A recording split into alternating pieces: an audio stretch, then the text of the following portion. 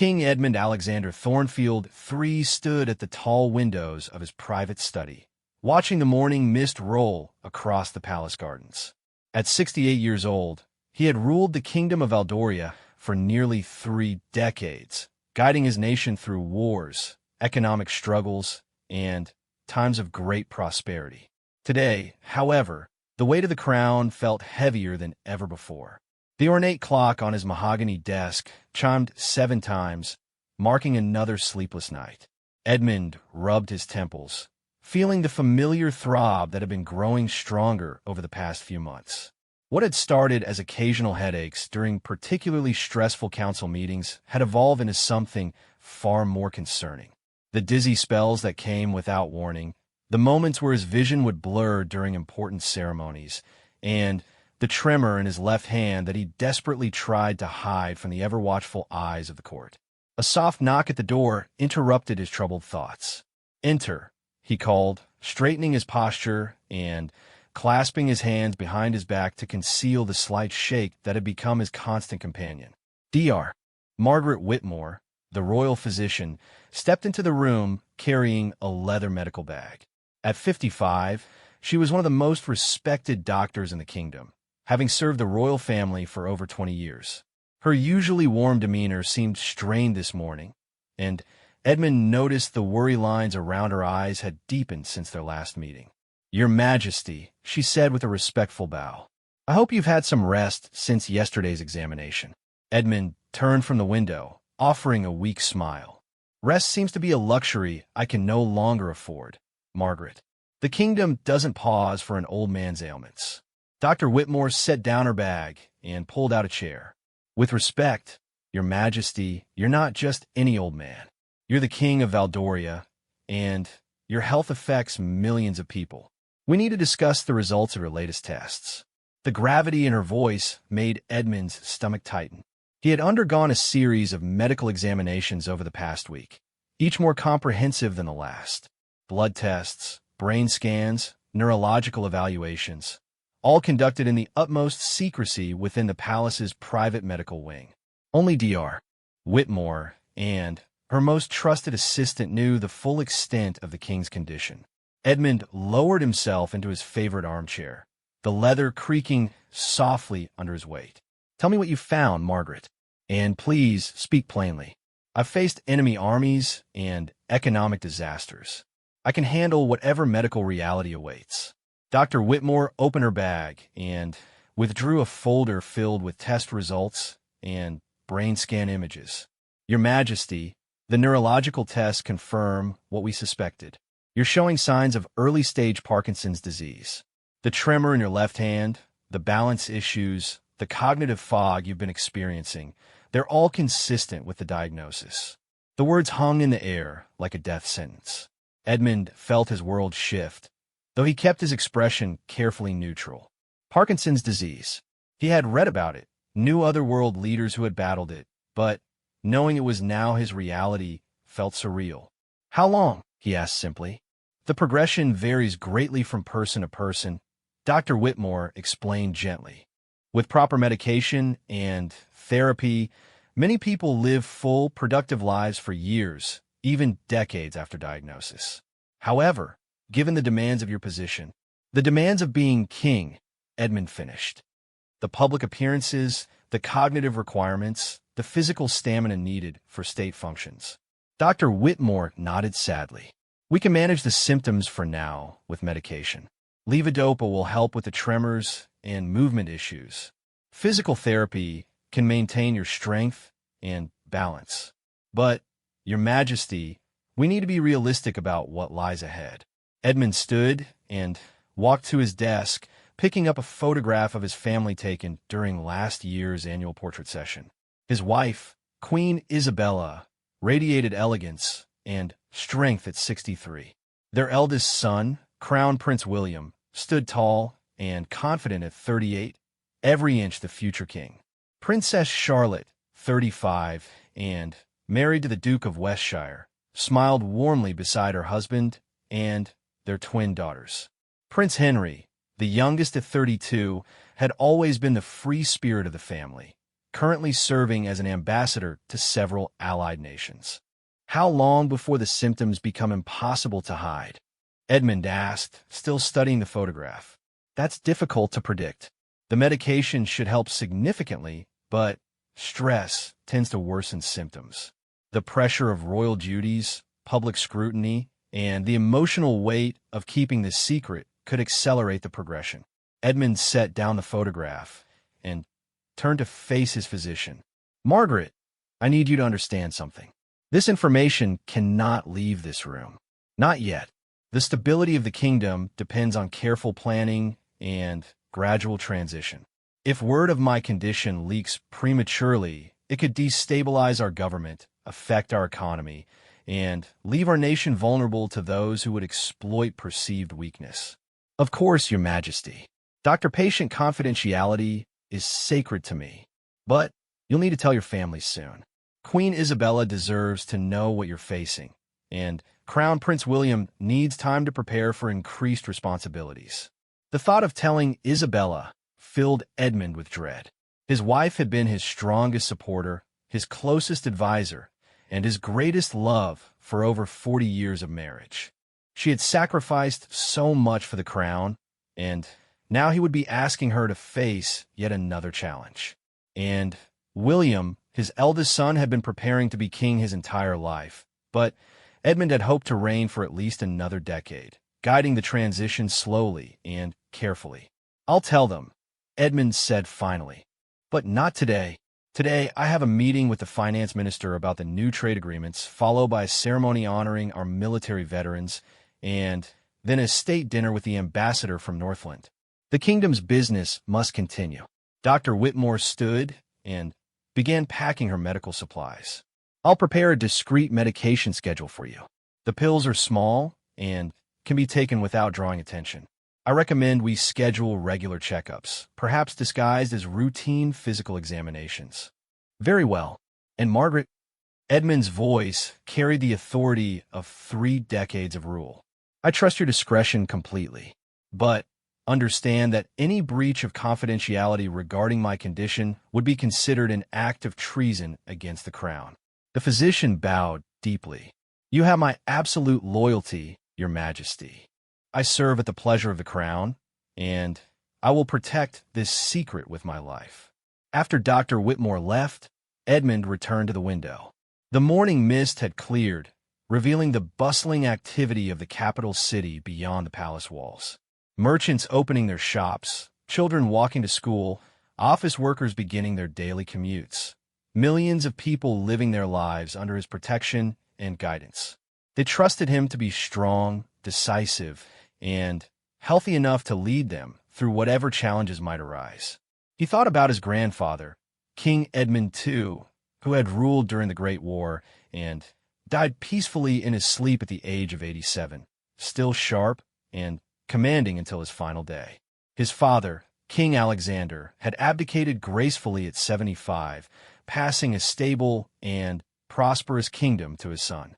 Both men had enjoyed good health throughout their reigns, never facing the specter of degenerative illness while wearing the crown. Edmund's hands trembled slightly as he gripped the window frame. The irony wasn't lost on him. Just as Valdoria was experiencing unprecedented prosperity and international respect, its king was beginning to face his greatest personal battle. The economy was strong, unemployment was at historic lows, and Valdoria's reputation as a beacon of democracy and human rights had never been higher. This should have been the golden twilight of his reign, a time to solidify his legacy and prepare for a smooth transition to the next generation. Instead, he was facing a progressive disease that would slowly rob him of his physical capabilities and potentially his cognitive abilities. The very qualities that made him an effective king. His quick thinking, his commanding presence, his ability to remember names and faces and details from thousands of conversations might all be taken from him piece by piece. A gentle knock interrupted his brooding. His private secretary, James Morrison, entered with the day's schedule and a cup of the Earl Grey tea that Edmund favored. James had served the royal family for over 15 years, and had an uncanny ability to sense when something was troubling the king. "Your Majesty," James said, setting the tea on the desk. "The finance minister has arrived for your 9 o'clock meeting. Shall I escort him in, or would you prefer a few more minutes?" Edmund turned from the window, consciously steadying his hands as he reached for the teacup. "Send him in, James. And please remind the kitchen staff that the Northland ambassador prefers his wine served at exactly 65 degrees. Attention to such details reflects our respect for our guests." "Of course, Your Majesty. Will there be anything else?" Edmund paused, studying his loyal secretary. James would need to know eventually. He managed the king's schedule, coordinated with security, and would be crucial in managing any future accommodations for Edmund's condition. But not today. Today, the illusion of normalcy must be maintained. "That will be all, James. Thank you." As the secretary left to fetch the finance minister, Edmund sat behind his desk and opened the folder of documents requiring his attention. Trade agreements with 3 neighboring countries, approval for a new university research grant, pardons for 2 minor criminal cases, and appointments to several government positions. Each decision would affect thousands, sometimes millions of people. The weight of responsibility felt crushing. He picked up his ceremonial pen, the one used for signing all official documents, and noticed his signature on the first document was slightly shaky. Not dramatically, so most people wouldn't notice, but to Edmund, it was a glaring reminder of what was happening to his body. Finance Minister Robert Harrison entered the study with his characteristic brisk efficiency. At 45, Harrison was one of the youngest ministers in the government, but had proven himself invaluable in managing Valdoria's economic growth. He carried a briefcase full of documents and wore the serious expression that indicated important matters ahead. "Good morning, Your Majesty," Harrison said with a bow. "I trust you're well."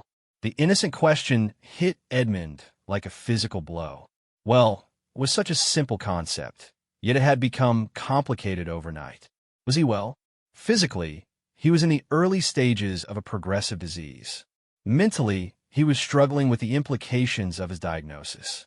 Emotionally, he was devastated by the thought of disappointing his family and his people.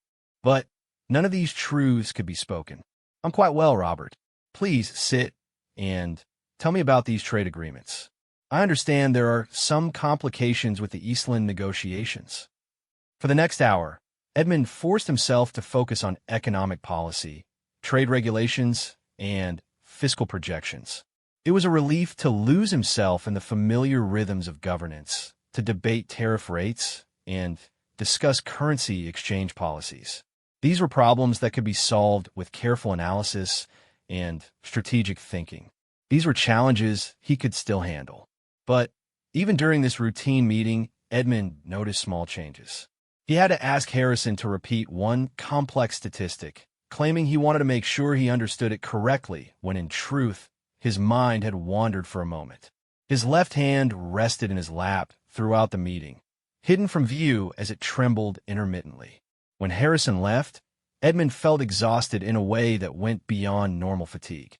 The effort of appearing completely normal, of hiding his symptoms, and maintaining his usual sharp engagement had drained him more than a full day of royal duties used to do. He had 3 more meetings before lunch, then the military ceremony, then preparations for the state dinner. Each interaction would require him to project strength, wisdom, and unwavering health. Each conversation would be another test of his ability to maintain the carefully constructed image of the eternal king. Edmund looked at the photograph of his family again, his eyes lingering on Queen Isabella's face. Tonight, after the state dinner, after the last guest had left and the palace had grown quiet, he would have to find the courage to tell her about his diagnosis. She would need time to process the news, to grieve for the future they had planned together, and to prepare for the challenges ahead. And soon, very soon, he would need to have a similar conversation with Crown Prince William.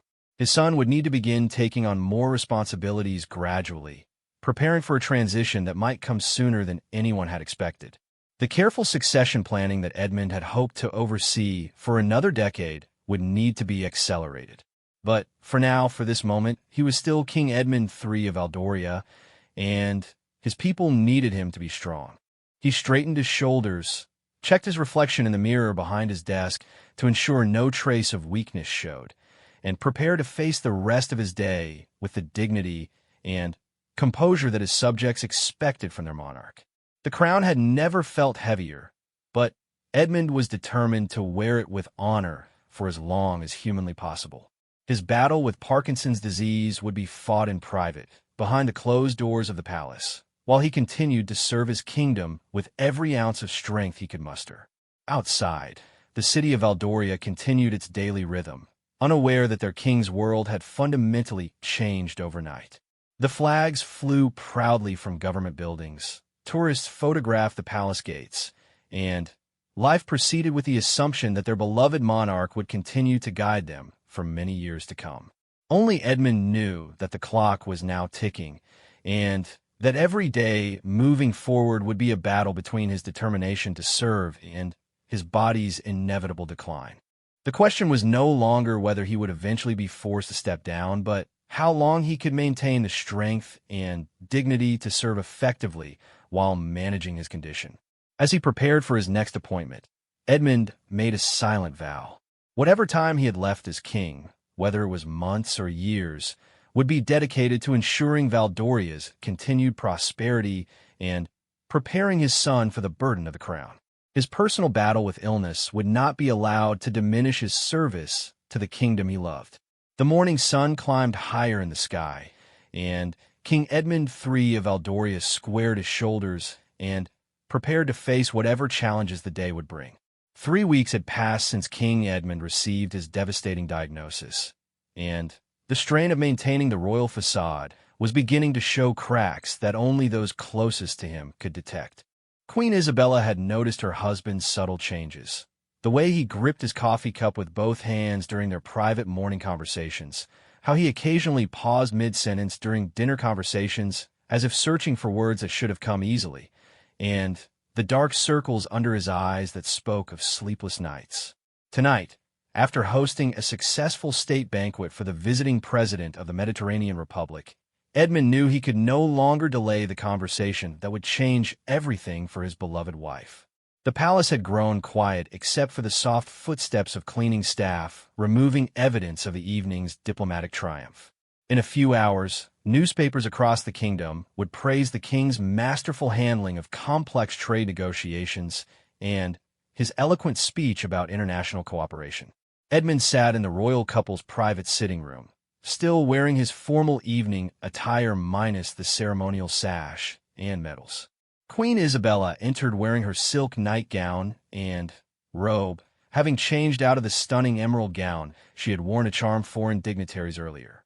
At 63, she remained one of the most graceful and intelligent women Edmund had ever known, her silver hair elegant and her eyes still bright with the wit and warmth that had captured his heart 45 years ago. "You were magnificent tonight," Isabella said, settling into the chair beside his and reaching for his hand. "President Romano was completely won over by your proposal for the Joint Environmental Initiative. The way you remembered his daughter's name and asked about her medical studies. These personal touches are what make you such an exceptional leader."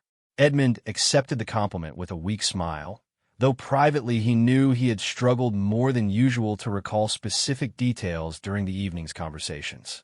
He had compensated by asking more questions, allowing guests to talk about themselves while he processed information more slowly than normal. It had worked, but the extra mental effort had left him exhausted. "Isabella," he began, his voice carrying a gravity that made her sit up straighter. "There's something we need to discuss. Something important that I should have told you weeks ago." The Queen's intuition, honed by decades of reading political situations and understanding unspoken communications, immediately recognized the seriousness in her husband's tone. She set down her teacup and turned to face him fully. "What is it, Edmund? I've sensed something has been troubling you lately. You've been more distant, more tired. Are you having problems with the Parliament again? Is there some international crisis I don't know about?" Edmund took her hands in both of his, noting how his slight tremor seemed less noticeable when he focused on holding something steady. No, my dear. The kingdom is stable. Our relationships with other nations are strong. This is about me, about my health. The color drained from Isabella's face. In 40 years of marriage, her husband had rarely complained about physical ailments, had worked through illnesses that would have sent other men to bed for days. For him to bring up health concerns meant something truly serious was happening. Tell me, she said simply. Edmund had rehearsed this conversation dozens of times in his mind, but now, facing the woman who had been his greatest supporter and closest confidant, the words felt inadequate. 3 weeks ago, Dr. Whitmore confirmed what I had begun to suspect. I have Parkinson's disease. It's in the early stages, but it's progressive, and there's no cure. Isabella's sharp intake of breath was the only sound in the room for several long moments. Edmund watched her process the information, saw the physician's training from her university years kick in as she analyzed what this diagnosis meant. She had always been one of the most intelligent people he knew, serving not just as queen, but as an unofficial advisor on matters ranging from education policy to international relations. "The tremor in your left hand," she said quietly. "The balance issues you've been having. The times you've seemed to lose your train of thought during conversations. How long have you been experiencing symptoms?" "Several months," Edmund admitted. "I convinced myself it was just stress, age, the normal way of carrying the crown for 3 decades. I didn't want to worry you unnecessarily." Isabella stood and began pacing, her mind clearly racing through implications and possibilities. "Who else knows? Dr. Whitmore, obviously, but who else?" "No one. I've sworn Margaret to absolute secrecy. The tests were conducted privately. The results have been kept strictly confidential. You're the first person I've told about the diagnosis." "Edmund." Isabella's voice carried a mixture of love and frustration. "You've been carrying this burden alone for 3 weeks? Going through state functions, diplomatic meetings, public appearances, all while processing this news by yourself." The king nodded, suddenly, feeling the full weight of his isolation over the past weeks. "I needed time to understand what we're facing, to develop a plan for managing the situation. The stability of the kingdom has to be our first consideration." Queen Isabella returned to her chair, reaching for her husband's hands again. "The stability of the kingdom depends on having a healthy king, or at least one whose limitations are honestly acknowledged and properly managed. We're a team, Edmund. We've always been a team. You shouldn't face this alone." "I know," Edmund said quietly. "I was wrong to wait so long to tell you. But, Isabella, we need to be very careful about how we proceed. If news of my condition becomes public before we're ready, it could create political instability, affect our economic relationships with other nations, even encourage our enemies to test our resolve." Isabella was quiet for several minutes, her sharp mind working through the complex political ramifications of the king's illness. As queen, she had learned to think strategically about every aspect of royal life, understanding how personal matters inevitably became public concerns when you wore the crown. "What did Dr. Whitmore tell you about the progression of the disease?" she asked finally. Edmund pulled out the folder he had been carrying, containing copies of his medical reports and Dr. Whitmore's assessment. "The symptoms will gradually worsen over time.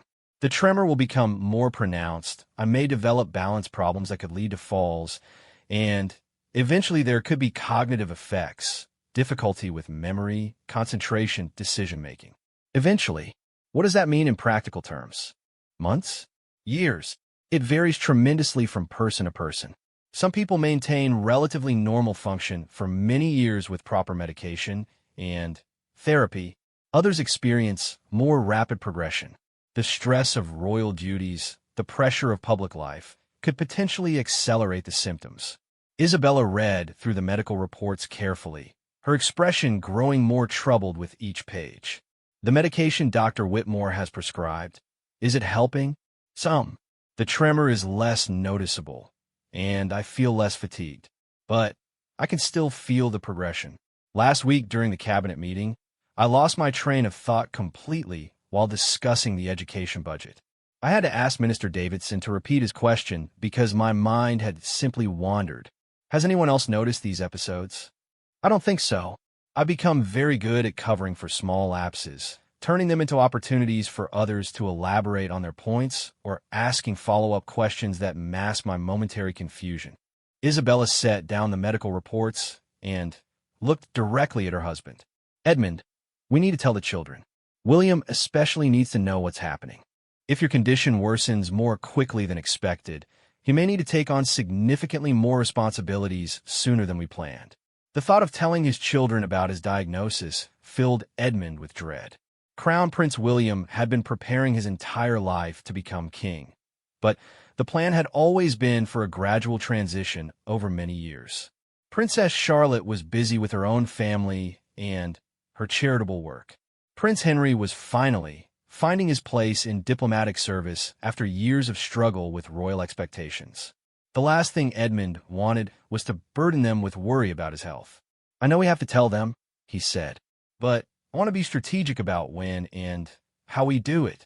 William has the state visit to the Nordic Alliance next month. I don't want him distracted during such important negotiations. Charlotte is in the middle of organizing that major international conference on children's rights, and Henry is just hitting his stride as an ambassador. Their father's health is more important than any professional obligations, Isabella said firmly. They're adults, Edmund. They can handle this information, and they deserve to know what our family is facing. You're right, Edmund conceded. I'll tell William first, this weekend when he returns from the economic summit. Then Charlotte and Henry when they're both back in the country next week. Isabella stood and walked to the window overlooking the palace gardens, her silhouette outlined by moonlight. What about your public schedule? Dr. Whitmore mentioned that stress could worsen your symptoms. Your calendar for the next 6 months is completely packed. The Commonwealth Conference, the state visits, the opening of Parliament, the military academy graduation. I can't start canceling major events without drawing unwanted attention and speculation, Edmund replied. But perhaps we could begin delegating some responsibilities. William could handle the Commonwealth Conference. He's been preparing for international leadership roles. Charlotte could take over some of the domestic ceremonial functions. We just need to make it look like natural evolution rather than compensation for my illness. And if your symptoms worsen more quickly than expected, what if you have a public episode, a fall, confusion during a speech, tremors that are impossible to hide? Edmund had been avoiding thinking about these possibilities, but now they had to be confronted. We'll need contingency plans. Dr. Whitmore should probably brief a few key staff members confidentially. James Morrison, the head of security, perhaps the communications director. People who could help manage a crisis if necessary. We'll also need to prepare public statements. Isabella added pragmatically. If your condition becomes public knowledge unexpectedly, we'll need clear, honest communication about your health, your treatment plan, and the continuity of government. The royal couple spent the next 2 hours discussing practical arrangements, potential scenarios, and strategies for managing both Edmund's health and the complex political implications of his condition. They talked about modifying his daily routine to reduce stress, arranging for more frequent private medical checkups, and gradually shifting some responsibilities to other members of the royal family. As the clock struck 3 in the morning, Isabella finally asked the question that had been hanging unspoken between them. Edmund, are you frightened? The king considered the question carefully. Throughout his reign, he had faced terrorist threats, economic crises, natural disasters, and international conflicts. He had always been able to rely on his intelligence, his experience, and his team of advisors to find solutions. Parkinson's disease was different. An enemy he couldn't negotiate with, couldn't defeat through careful planning or decisive action. I'm not afraid of dying, he said finally. I've lived a full life, served my country, raised wonderful children with the woman I love. But I'm terrified of becoming a burden, of reaching a point where my illness compromises my ability to serve effectively, but my pride or stubbornness prevents me from stepping aside. Isabella returned to sit beside her husband. That's exactly why we need to be honest with each other and with our children about what's happening. You won't become a burden because we'll make sure to address problems before they become overwhelming. And You won't compromise the kingdom because we'll make sure the transition of responsibilities happens gradually and strategically. And if the disease progresses faster than we expect, if I need to abdicate sooner rather than later, then William will be ready, Isabella said confidently. He's been training for this his entire life. He's intelligent, well-educated, and he has good instincts about people and politics. Most importantly, he has you to guide him through the transition. Edmund felt some of his anxiety ease slightly. His wife was right. William was well prepared for kingship, perhaps better prepared than Edmund had been when he inherited the throne unexpectedly after his father's early abdication. The kingdom's institutions were strong, the economy was stable, and the government functioned efficiently. Even if Edmund's illness forced him to step down earlier than planned, Valdoria would survive and thrive under new leadership. There's something else we need to consider, Isabella said gently. The personal side of this journey. Parkinson's disease isn't just going to affect your ability to be king. It's going to affect our marriage, our daily life together, our plans for retirement. This was perhaps the most painful aspect of Edmund's diagnosis. He and Isabella had often talked about their plans for after his abdication, traveling to places they had never been able to visit privately, spending more time with their grandchildren, perhaps writing memoirs about their experiences in public service. The disease would change all of that. I don't want you to become my caregiver, Edmund said quietly. You've given up so much for the crown already. When I eventually step down, you should be free to pursue your own interests, to live the kind of life you might have had if you hadn't married a king. Isabella took his face in her hands, forcing him to look directly into her eyes. Edmund Thornfield, I didn't marry the king of Valdoria 40 years ago. I married you, the man who could quote poetry and discuss philosophy for hours, who worried about every decision because he cared so deeply about doing right by his people, who still brings me coffee in bed on Sunday mornings when the palace staff is off duty. The crown is part of your life, but it's not all of who you are. But the disease will change me, Edmund protested. I may become someone different, someone who struggles with basic tasks, who can't remember important conversations, who needs help with things I've done independently my entire adult life. Then, we'll adapt, Isabella said simply. We'll face whatever comes together, just like we've faced every other challenge in our marriage. The vows we took included in sickness and in health for a reason. They talked until dawn began to creep through the windows, planning and preparing for a future that neither had imagined just a few weeks ago.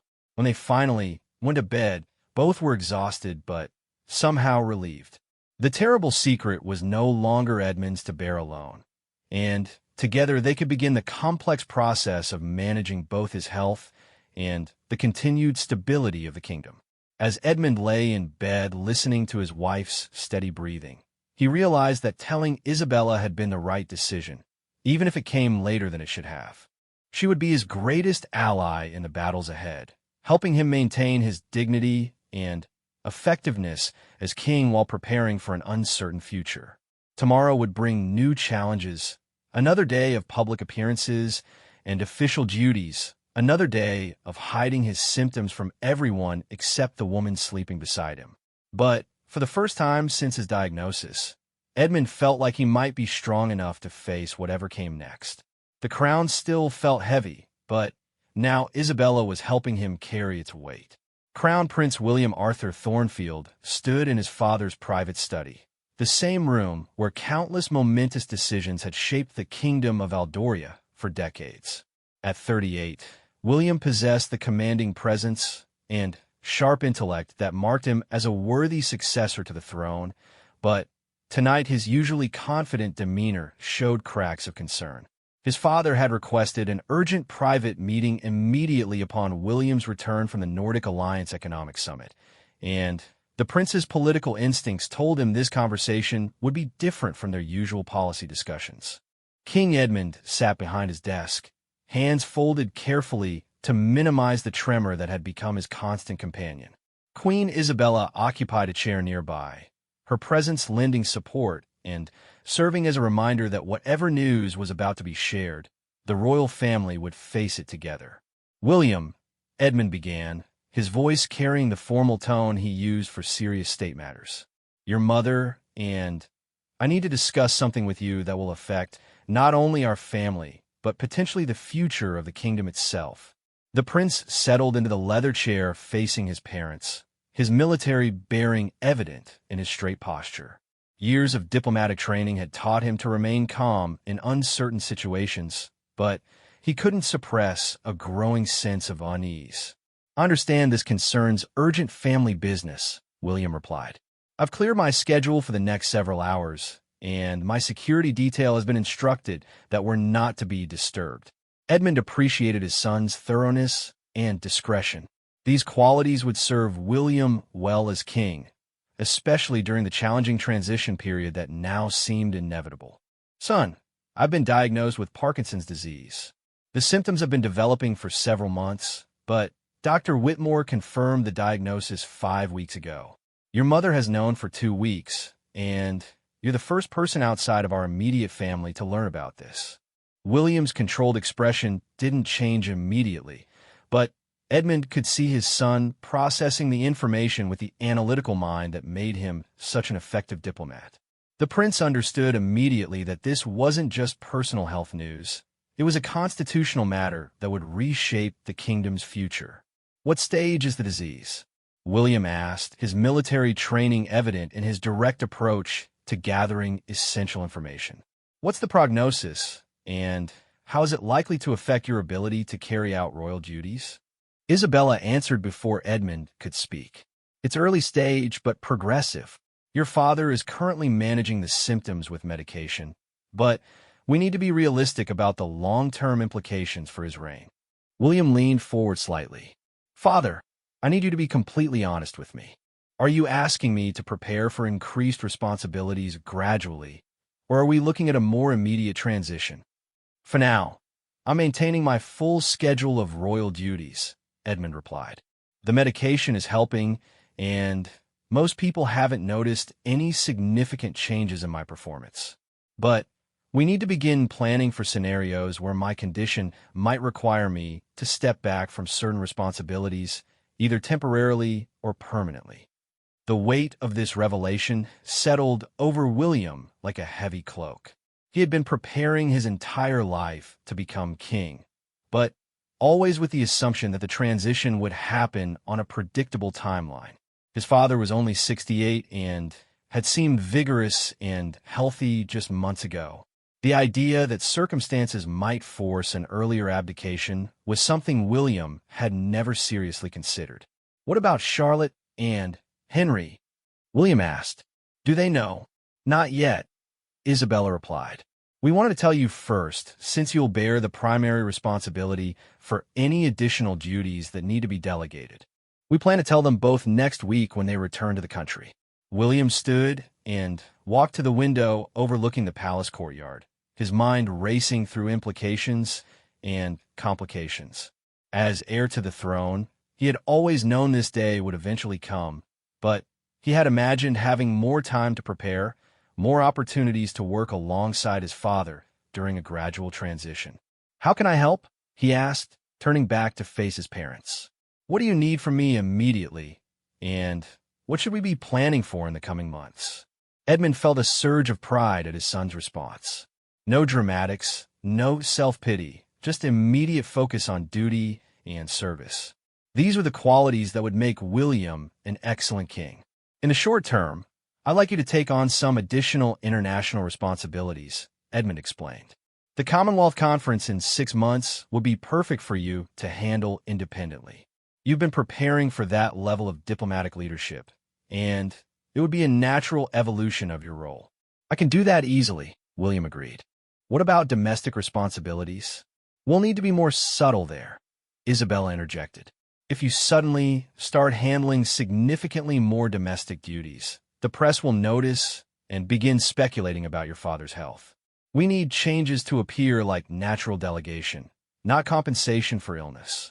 William nodded, understanding the political delicacies involved. "What about the military? Any changes in my role as commander-in-chief in training?" "Continue as planned," Edmund replied. "Your relationship with the armed forces leadership is strong, and they respect your judgment. If my condition worsens to the point where military decision-making becomes compromised, we'll need you to be ready to step in immediately. For the next 2 hours, the royal family discussed practical arrangements, potential scenarios, and strategic planning for managing both Edmund's health and the kingdom's stability. They talked about gradually increasing William's presence at state functions, arranging for him to handle more diplomatic correspondence, and preparing him to make certain types of decisions independently. "There's something else we need to address," William said as the conversation wound down. "Public perception and media management. If your condition becomes public knowledge unexpectedly, we need to be prepared with clear communication strategies. Your mother and I have been discussing that," Edmund acknowledged. "We'll probably need to bring in Marcus Thompson from the communications office. He's discretionary and experienced with sensitive information." "Good choice," William agreed. Marcus handled the coverage during Uncle Robert's divorce scandal brilliantly. "If anyone can help us manage this kind of news, it's him." Isabella looked at her son with concern. "William, I want you to understand that this situation may require you to make personal sacrifices. Your social life, your privacy, even your planned marriage timeline might all be affected if we need to accelerate your preparation for kingship." William had been engaged to Lady Catherine Ashford for 6 months, and they had planned a wedding in 18 months that would be one of the grandest royal celebrations in decades.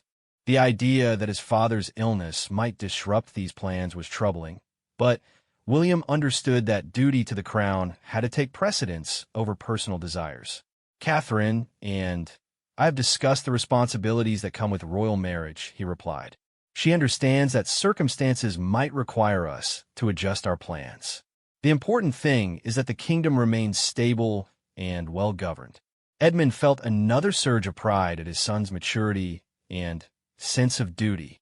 "I don't want my illness to derail your personal happiness, William. If we manage this situation carefully, there's no reason your wedding can't proceed as planned. But we need to be prepared for the possibility that circumstances might require changes," William replied pragmatically. "Catherine comes from a military family. She understands duty and sacrifice.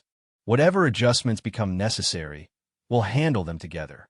The conversation turned to more specific logistics: how to modify the king's schedule to reduce stress while maintaining appearances, how to prepare for potential medical emergencies during public events, and how to ensure continuity of government if Edmund's condition suddenly worsened.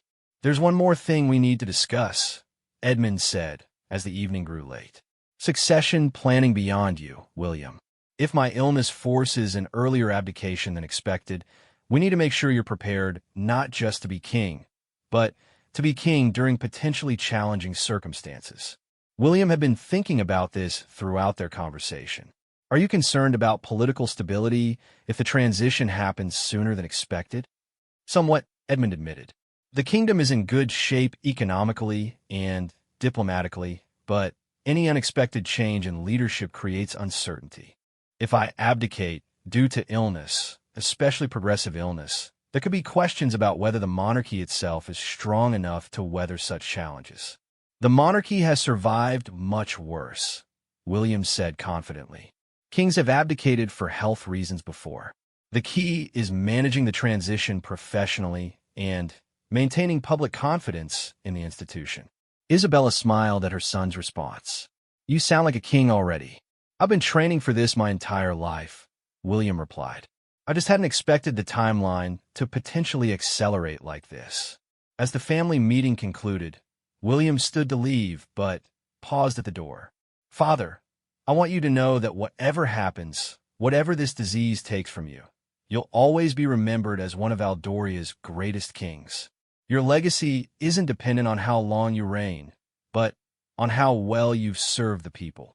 After William left, Edmund and Isabella sat quietly in the study. The first of the difficult conversations was complete, and it had gone better than either had hoped. Their son was ready to handle increased responsibilities, understood the gravity of the situation, and approached the challenge with a dignity and wisdom that would serve him well as king. "2 more conversations to go," Isabella said quietly. "Charlotte will handle it well," Edmund replied. "She has always been practical about family responsibilities. But Henry will surprise you," Isabella said confidently. "He may be the youngest and the most free-spirited, but when the family needs him, he always rises to the occasion." Edmund hoped his wife was right. In a few days, he would need to tell his remaining children that their father was facing a progressive illness that would eventually end his reign and dramatically change their family dynamics. The burden of the crown was becoming a shared responsibility sooner than anyone had expected, but perhaps that would ultimately make the monarchy stronger. Outside the study windows, the palace continued its eternal vigil over the kingdom of Valdoria. Tonight, the foundations of the royal family had shifted, but the institution itself remained steady.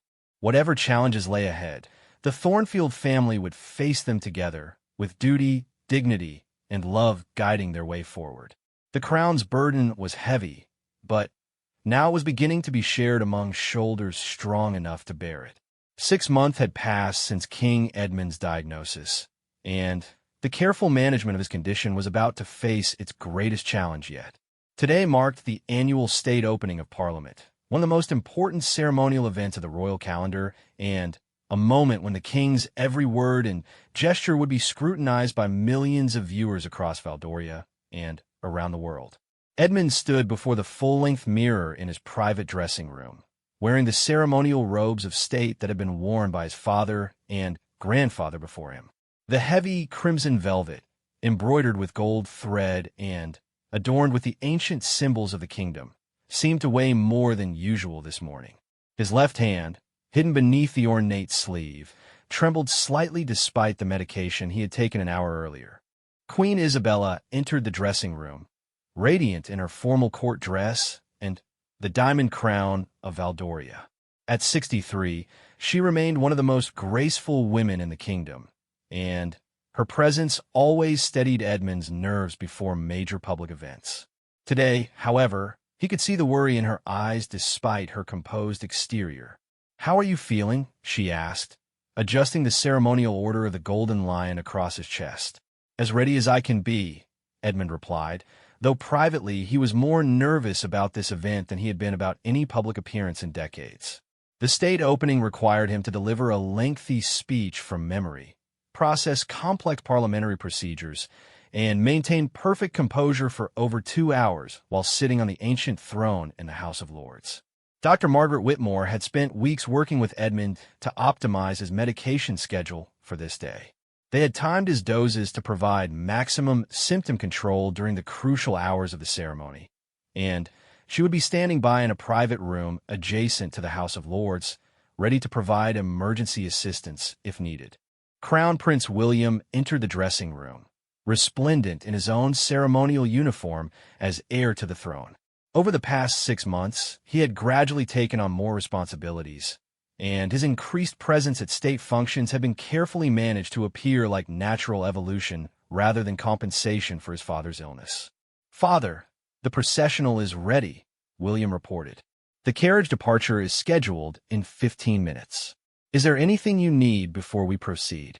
Edmund appreciated his son's subtle way of checking on his condition without drawing attention to it. "I'm ready, William. Have you reviewed the contingency plans with security?" "Everything is in place," William confirmed. "If you need to step away at any point during the ceremony, we have discreet protocols that will allow you to do so without disrupting the proceedings." The royal family had spent weeks preparing for potential complications. If Edmund experienced tremors, confusion, or other symptoms during the ceremony, William was prepared to provide subtle assistance. If a medical emergency occurred, Dr. Whitmore could reach the king within 60 seconds, and Crown Prince William was briefed to continue the ceremony if necessary. "The children are in position," Isabella added, referring to Princess Charlotte and Prince Henry, who would be seated in the royal gallery overlooking the House of Lords. "Charlotte looks beautiful in her blue silk dress, and Henry is quite handsome in his diplomatic corps uniform." Edmund felt a surge of gratitude for his family's support. Over the past months, all 3 of his children had quietly adjusted their schedules to provide additional help when needed.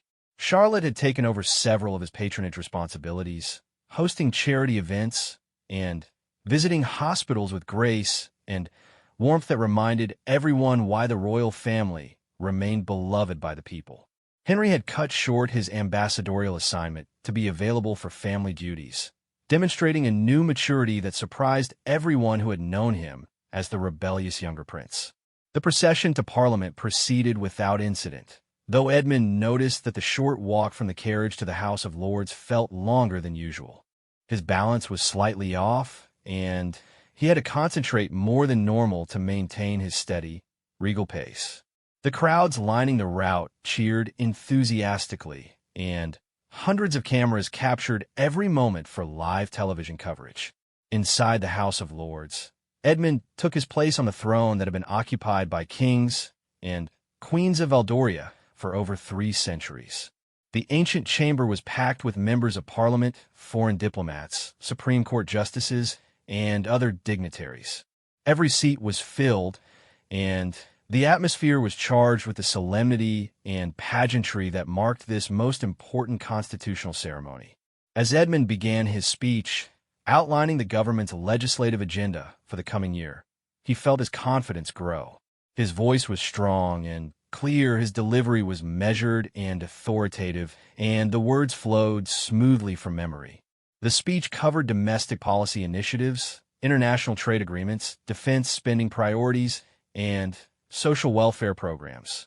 Complex subjects that required precise language and careful diplomatic phrasing. 20 minutes into the 40-minute speech, however, Edmund felt the first warning signs of trouble. A slight tremor in his voice that he hoped wasn't noticeable to the audience. A moment of hesitation as he searched for a word that should have come immediately, and a barely perceptible shake in his left hand as he turned a page of his speech notes. He glanced briefly toward the royal gallery where his family sat, seeing Isabella's encouraging smile and William's attentive expression. Their presence gave him strength to continue, and he pushed through the momentary difficulties with the determination that had carried him through 3 decades of kingship.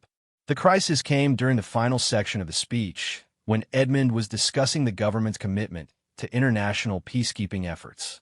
As he began a complex paragraph about troop deployments and diplomatic initiatives, his mind suddenly went blank. The words he had practiced dozens of times simply vanished, and for several terrifying seconds, the King of Valdoria sat in silence before the assembled Parliament and a television audience of millions. In the royal gallery, Queen Isabella gripped the railing, her knuckles white with tension. Crown Prince William leaned forward slightly, ready to descend to the floor of the House of Lords if his father needed assistance.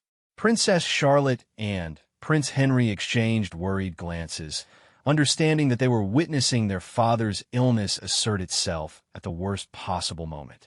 Edmund took a slow breath, closed his eyes briefly, and found a thread of his speech again.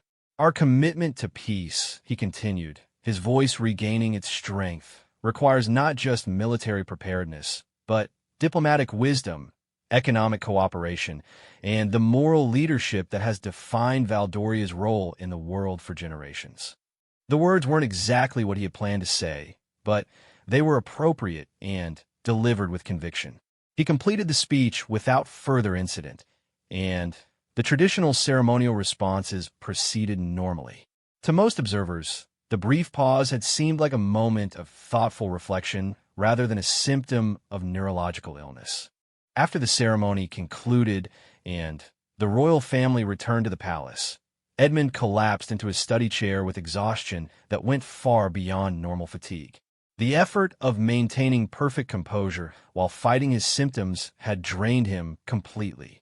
Dr. Whitmore arrived within minutes to check on the king's condition. "How do you feel, Your Majesty? Any other symptoms during the ceremony?" "Just the episode you witnessed," Edmund replied wearily. "But it felt like everyone in that chamber could see right through me, could detect every tremor and every hesitation." "Actually," William interjected, "I've been monitoring the television coverage and social media responses. Most commentators are praising your speech as thoughtful and measured." The brief pause is being interpreted as a moment of gravity appropriate to the subject matter. Isabella sat beside her husband and took his hand. "You were magnificent today, Edmund."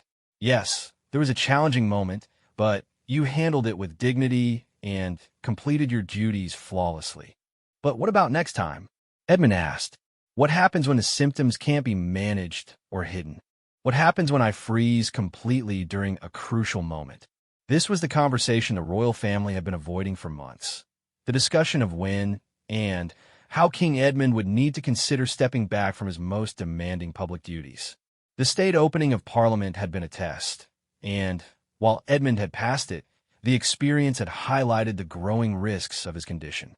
Princess Charlotte and Prince Henry joined the family conference, having been briefed on their father's condition several months earlier.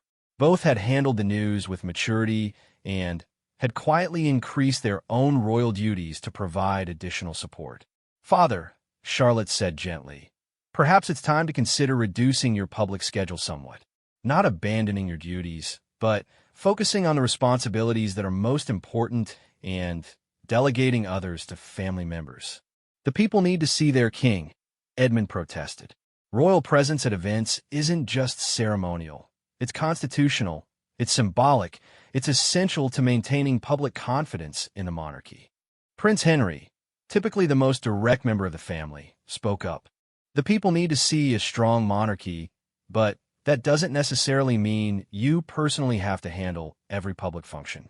William, Charlotte, and I can represent the crown at many events while you focus on the duties that only the king can perform." Edmund knew his youngest son was right, but the idea of stepping back from any royal responsibilities felt like admitting defeat. For 30 years, he had prided himself on being accessible to his people, on maintaining a visible presence throughout the kingdom, on personally handling as many royal duties as possible. "What are you proposing specifically?" he asked. William, who had been thinking about this transition for months, was ready with a detailed plan. "We gradually shift some ceremonial functions to other family members while you maintain control of all major constitutional and diplomatic responsibilities. For example, I could handle the military academy graduation next month, Charlotte could take over the annual hospital visits, and Henry could represent the crown at several upcoming cultural events." "And if my condition continues to worsen?" Edmund asked. "Then we adjust accordingly," Isabella replied. "The important thing is that we make changes proactively, based on careful planning rather than emergency responses to medical crises." Dr. Whitmore, who had been listening to the family discussion, offered her medical perspective. "Your Majesty, the stress of maintaining your current schedule may actually be accelerating the progression of your symptoms. Reducing some responsibilities could help preserve your health and extend your ability to handle the most critical royal duties." The family spent the next several hours developing a strategic plan for gradually redistributing royal responsibilities while maintaining public confidence in the monarchy. They discussed which duties were absolutely essential for the king to handle personally, which could be delegated to other family members, and which could be reduced or eliminated entirely. By the end of the evening, they had created a framework that would allow Edmund to continue reigning while acknowledging the limitations imposed by his illness. It wasn't the plan any of them had wanted to make, but it was realistic and designed to protect both the king's health and the kingdom's stability. As the family meeting concluded, Edmund realized that today's state opening of Parliament had marked a turning point. He had proven that he could still handle major public responsibilities, but he had also demonstrated that the margin for error was shrinking. The time for careful management and strategic delegation had arrived. The crown remained on his head, but its weight was now being shared more broadly across the royal family. Edmund's reign would continue, but it would look different going forward. More collaborative, more carefully managed, and more dependent on the strength and wisdom of the entire House of Thornfield. Outside the palace, the kingdom of Aldoria continued its daily life, confident that their beloved monarch remained strong and capable. Inside the palace, a royal family faced the future with honesty, dignity, and a shared commitment to serving their people despite the challenges that lay ahead. 1 year had passed since King Edmund's diagnosis, and the carefully managed transition of responsibilities had reached a critical juncture. The royal family sat together in the palace's private conference room, surrounded by constitutional lawyers, senior government ministers, and trusted advisors. Today's meeting would determine the future of the monarchy and the kingdom of Valdoria. King Edmund, now 69, showed visible signs of his disease's progression despite the best medical care available. His left hand trembled consistently. His speech sometimes slurred slightly during long conversations, and he required assistance maintaining his balance during lengthy standing ceremonies. Yet his mind remained sharp, his judgment sound, and his commitment to the crown unwavering. The precipitating event for today's meeting had occurred 3 days earlier during a state dinner with the president of the Eastern Federation. Edmund had experienced a significant episode of confusion during the formal toasts, forgetting the name of the visiting dignitary and struggling to complete his prepared remarks. While the incident was managed diplomatically and received minimal press coverage, it had forced the royal family to confront the reality that major changes could no longer be delayed. Crown Prince William, now 39 and seasoned by a year of increased responsibilities, sat to his father's right. His transformation from heir apparent to effective co-ruler had been remarkable, earning respect from both government officials and foreign leaders. Lady Catherine, now his wife of 6 months, provided support and had proven herself an capable addition to the royal family's public duties. Queen Isabella maintained her position as Edmund's closest advisor, but the strain of managing both her husband's condition and her own royal obligations was evident in the new lines around her eyes. Princess Charlotte and Prince Henry had both stepped up magnificently, handling dozens of royal engagements and proving that the monarchy's future remained secure despite the challenges facing their father. Prime Minister Rebecca Harrison, a practical woman who had served under Edmund for 8 years, spoke first. "Your Majesty, we need to address the constitutional implications of your condition.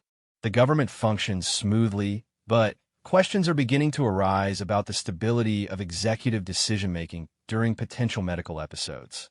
Edmund appreciated the Prime Minister's directness. "What specific concerns have been raised?" Foreign Minister Thompson mentioned that our allies are asking informal questions about continuity of government during international crises. Defense Minister Walsh has noted that military commanders need clear chains of command that won't be compromised by medical emergencies. And the Economic Ministry is concerned about market confidence if questions about royal succession become public speculation. Constitutional lawyer Sir Geoffrey Pemberton, who had served the crown for over 2 decades, opened a thick folder of legal documents. "Your Majesty, we have several options under Valdorian constitutional law. We could establish a formal regency with Crown Prince William serving as regent while you retain the title of king. We could create a transitional arrangement where specific royal powers are delegated permanently to the heir apparent. Or we could proceed with formal abdication and immediate succession." The word abdication hung heavy in the room. It represented the end of an era, the conclusion of Edmund's 3 decades of dedicated service, and the beginning of a new chapter for the kingdom. Yet everyone present understood that it might be the most responsible option for ensuring Valdoria's continued stability and prosperity. "What are the political implications of each option?" William asked, demonstrating the strategic thinking that would serve him well as king. "A regency preserves your father's dignity while acknowledging his limitations," Sir Geoffrey explained. "However, it creates potential confusion about who holds ultimate authority during crises.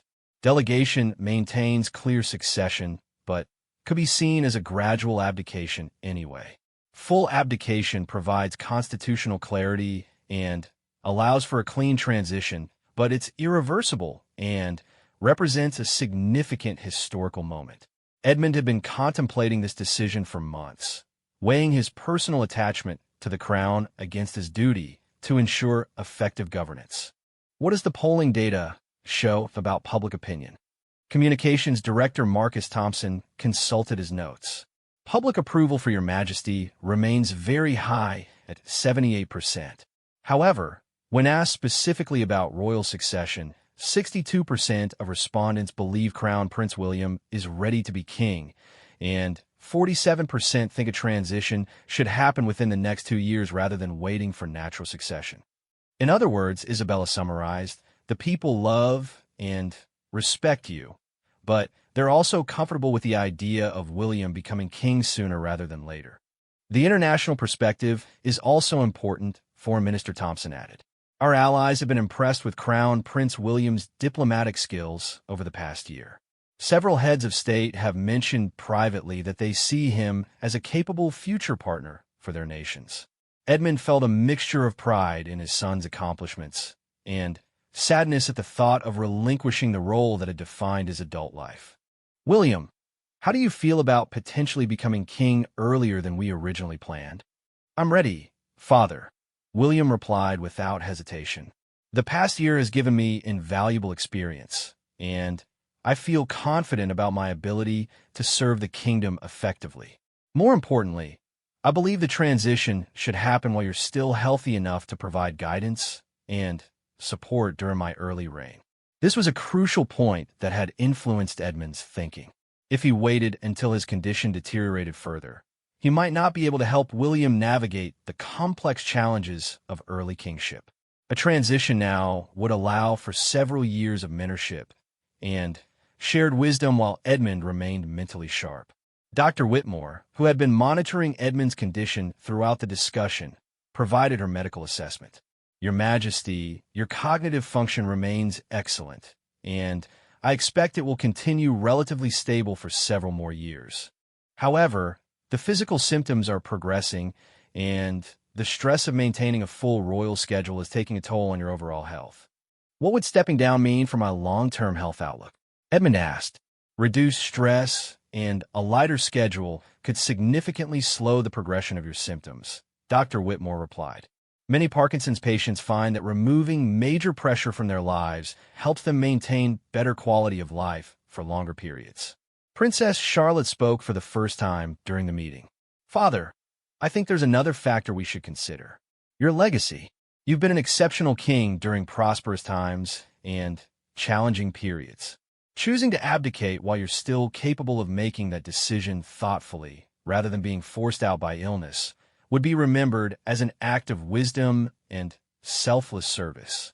Prince Henry nodded in agreement. History will record that you put the kingdom's needs ahead of your personal desires to remain in power.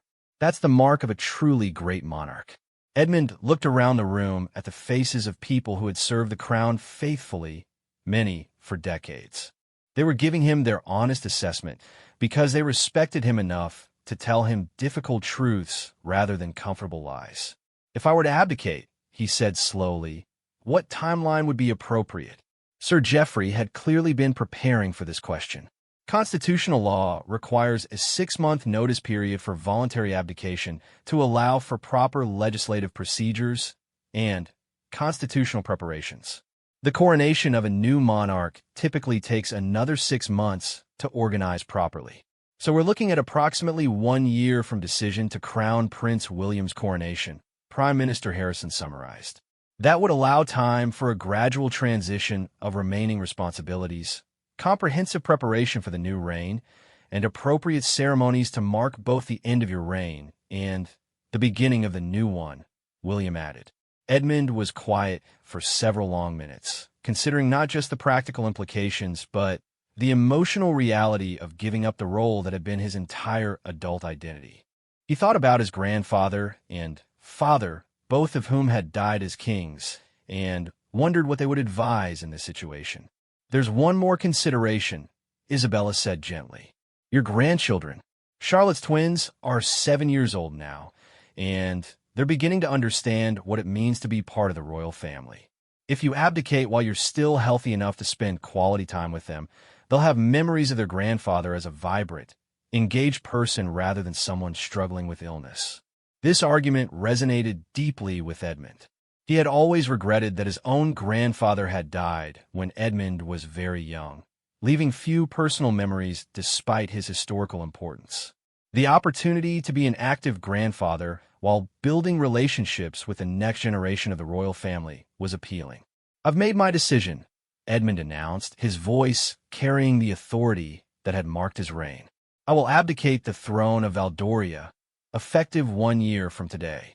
Crown Prince William will be crowned King William V in a ceremony that honors both the conclusion of my reign and the beginning of his." The room was silent for a moment as the historical significance of the announcement settled over everyone present. Queen Isabella reached for her husband's hand, her eyes bright with tears of both sadness and pride. "This decision wasn't made lightly," Edmund continued, "but I believe it serves the best interests of the kingdom and ensures a smooth transition of power while I'm still capable of providing guidance and support to my successor." William stood and bowed formally to his father. "Your Majesty, I accept the responsibility of the crown with humility and determination to serve the kingdom as faithfully as you have." The next several hours were spent planning the complex logistics of royal abdication and succession. Legal documents needed to be prepared, Parliament would need to approve the transition, foreign governments would need to be notified, and the public would need to be informed through carefully crafted communications that emphasize stability and continuity rather than crisis. As the meeting concluded and advisors began leaving to implement the historic decision, Edmund remained seated with his family. In 1 year, he would no longer be king, but he would still be a father, grandfather, and elder statesman whose experience and wisdom could benefit the kingdom for years to come. "Are you at peace with this decision?" Isabella asked quietly. "I am," Edmund replied truthfully. "I've served the crown for 30 years, and I've seen our kingdom become more prosperous, more respected internationally, and more united domestically. That's a legacy I can be proud of. Now it's time for the next generation to build on that foundation." Crown Prince William, soon to be King William V, looked out the window at the kingdom he would inherit.